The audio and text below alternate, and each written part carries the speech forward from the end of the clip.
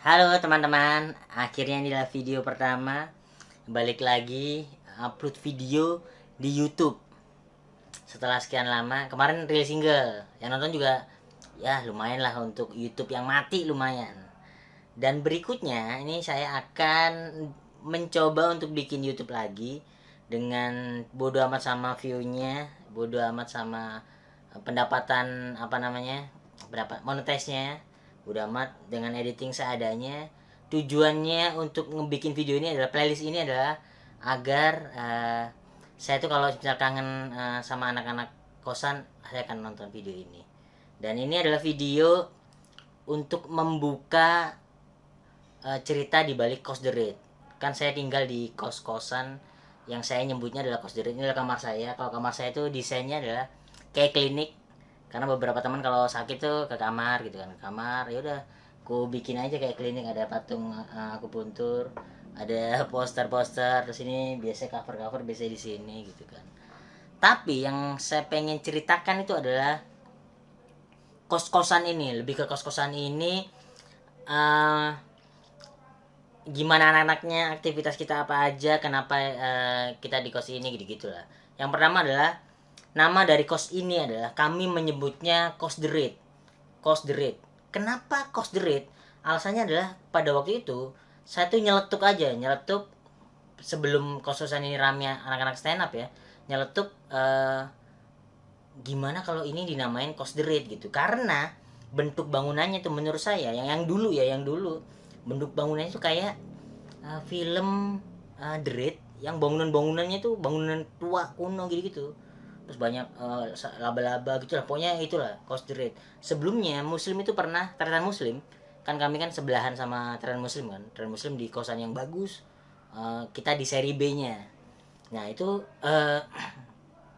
dia menyebut kosan ini adalah kosan penampungan karena memang penampungan anak-anak daerah di situ kan. Nah, itu adalah alasan kenapa namanya adalah Kos The Raid. Kos The Raid itu dari memang film The Raid, memang kondisi bangunannya tuh kayak film The Raid itu. Dan nah, siapa yang menemukan Kos The Raid ini untuk pertama kali ya, kos ini ya? Ada namanya YouTube, sekarang ini sukses banget YouTuber namanya Egi MK. Kalian search namanya Egi MK. Dia pernah viral di Nengge, dari kosan ini, dari kamar, salah satu kamar di kosan ini tuh viral. uh, Dia bikin pokoknya aqua gitu kan, botol-botol air mineral dikumpulin terus jadi kayak rangkaian gitu lah. Itu ada dia EGMK. Dia yang menemukan. Kenapa dia menemukan? Karena dia sebenarnya dia aja ke kosan Tretan Muslim yang harganya 1,7.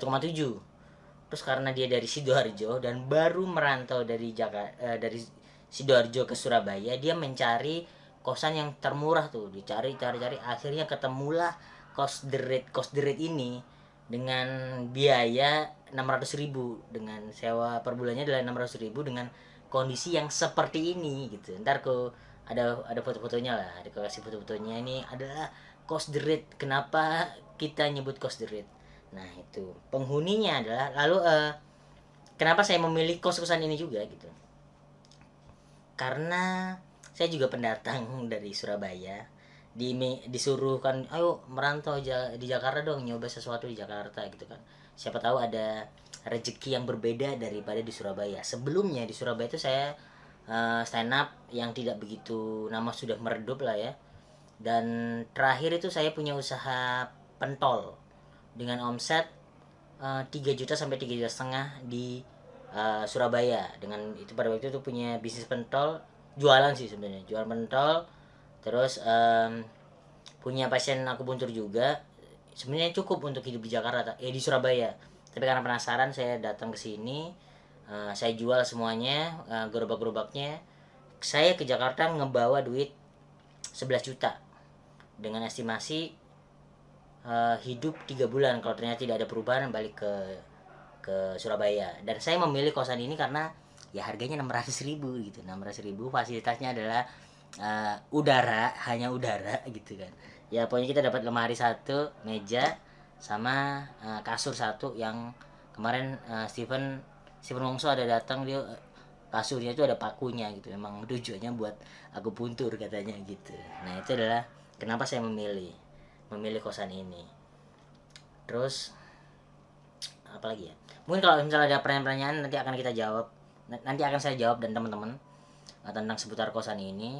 Dan akhirnya setelah itu banyak, awalnya kan cuma 2 orang nih, Egi, saya, terus datanglah satu ada Rizal Kabir, terus gagal.